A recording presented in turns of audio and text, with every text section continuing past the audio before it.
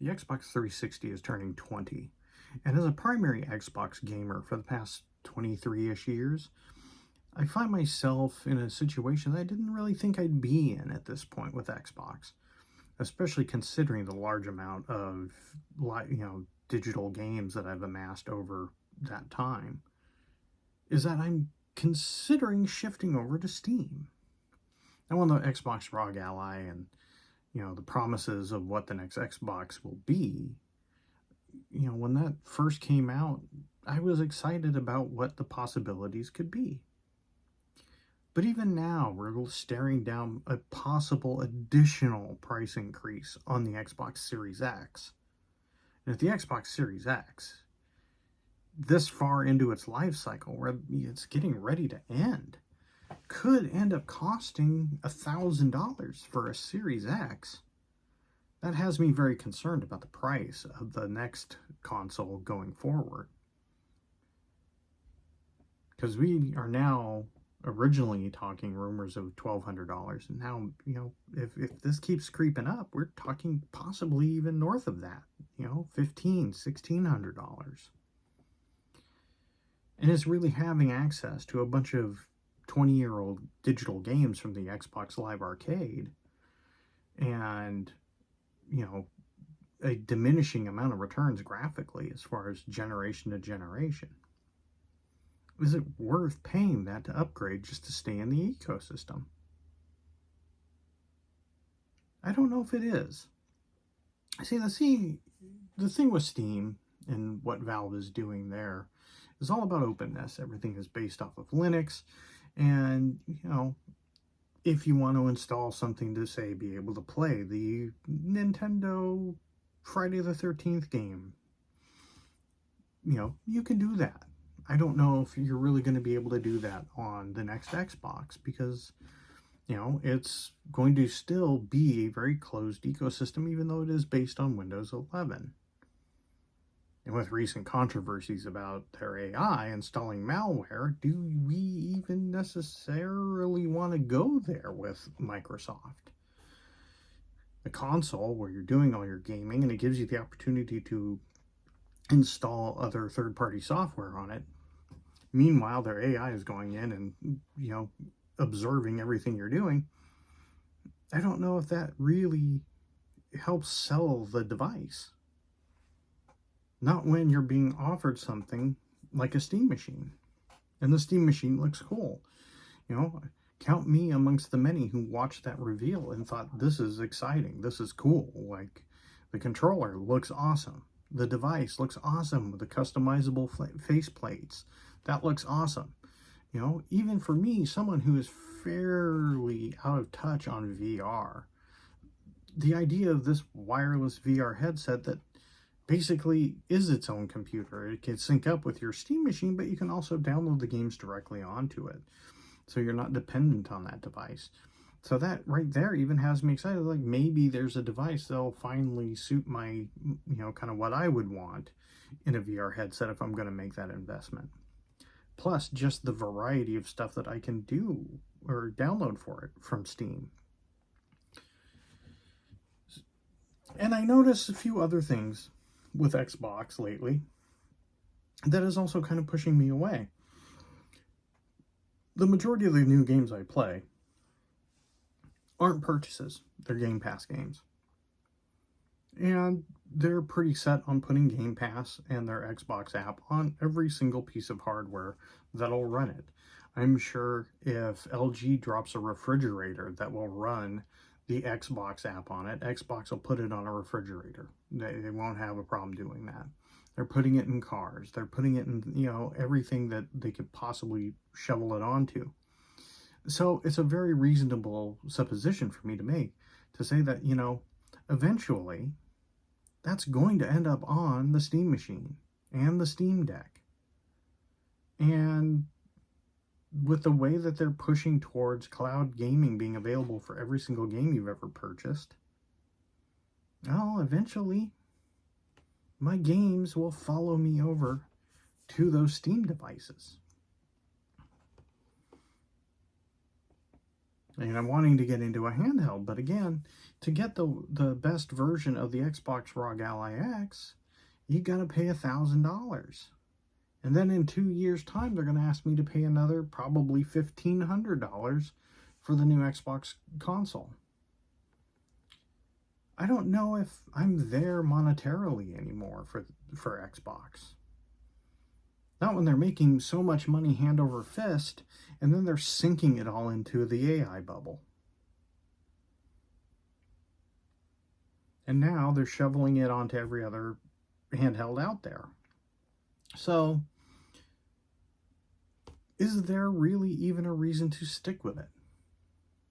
Especially considering there's no reason for me to trade in my Series X for a Steam machine, because the way that Valve sells their hardware, it's not like it's going to be a GameStop for me to trade in my Series X for it. And realistically speaking, the little amount of money they would give me for it is probably negligible as to what kind of dent it'll make in the cost. So I can keep my Series X, have all my older games on there, and I'm still a good 2 years out before the next Xbox even comes out to even look at whether or not it's worth upgrading.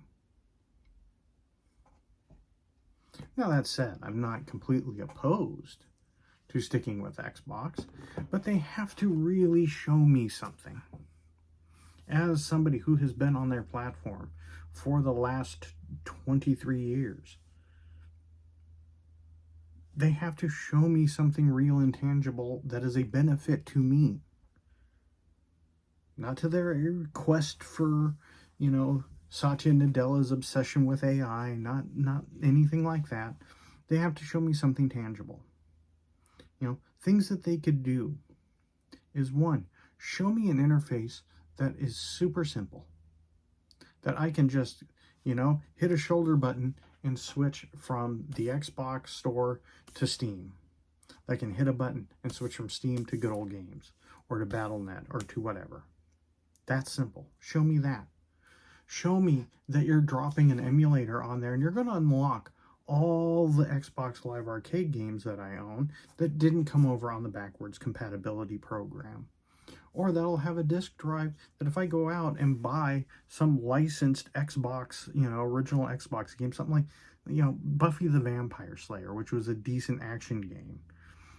If I go and find a used copy for that at a pawn shop for $5 and I take it home, I can pop that original Xbox game in and it'll play. Show me something like that.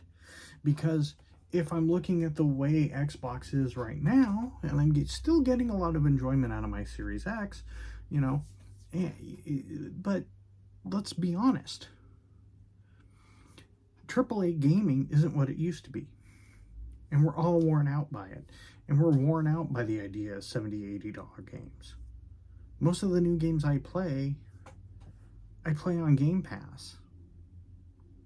I don't buy a lot of new games. Usually not until they're marked down on some big sale. Most of what I'm playing anymore are a lot of indie titles. So, it's a real dicey proposition to say that you're going to want this beast of a machine that's ultra powerful. Well, not for $1,500. I'm not. There isn't enough of an improvement generation to generation to warrant that.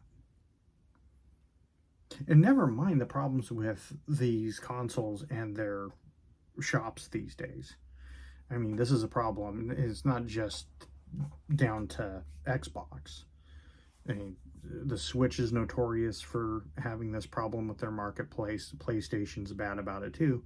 The amount of just slop games, slop AI games, just absolute trash, makes it difficult to work through and find the gems. Whereas Steam, they've been at it long enough that their recommendation system is so good that I don't have to comb through page after page after page of slop to find something that looks like it might be something I would enjoy. So I'm looking at comparing these, experiences as I experiment more and more with Steam over the last few weeks. I've always had it, but like I said, I don't really jump much into it. But I have been making it a point to kind of browse through and look through things and add things to the wish list and things like that. Or firing up some of the older games I have on there and just kind of playing it again and just kind of engaging with the ecosystem there a lot. And, it's still very rock solid. And like I said, it's very much easier for me to go through and click on what's new and not be fed just nothing but a bunch of slop games that I have to scroll through to find the one or two decent games or one or two games that pique my interest. So, I don't know. It may be switching. I think the thing is at this point, I've definitely decided I am leaning towards a Steam Deck instead of the Xbox ROG Ally. While the Xbox ROG Ally looks cool, I just think that for the kind of stuff that I generally will play on a handheld, the Steam is just a better device for it. And the library and depth and breadth of games available on Steam that fit that is so much vaster than what I can find on the modern consoles. Plus the fact that it's so difficult to try and dig through and find those games on the modern consoles. So I've definitely made the decision that as the time comes for me to jump into the handhelds, I'm definitely looking at the Steam OLED. But it's where I get to that next main TV console where I'm really struggling. But I have to say, I am starting to lean more and more towards the Steam machine. But we'll see as we learn more and more about, I believe they're calling it Magnus, is the next Xbox. So as we see that, we'll have to, kind of wait and see. And, my mind may change and Xbox may be able to lock me in for another generation. But the cracks are there. And I know I'm not the only Xbox fan seeing it. We're still waiting for 20-year-old plus Activision games to come on to Game Pass. Like, what is going on? Nothing? So, we'll see. I'd like to hold out hope that, Xbox will do a big reveal of this next console and how it works and what, we're looking at as far as any kind of increased backwards compatibility or what have you. But it's hard for me to hold out hope that they're actually going to stick the landing at this point, because they really seem more focused on just doing partnerships for hardware and then just shoving the ecosystem onto anything that'll take it. So we'll see. Like I said, at this point, I'm definitely looking at the Steam Deck for my handheld option, but we'll see what the future holds as to whether or not I stick with Xbox for their next console. Anyway, let me know your thoughts below. Give it a like, a share, subscribe, all that good stuff, and I'll see you in the next video.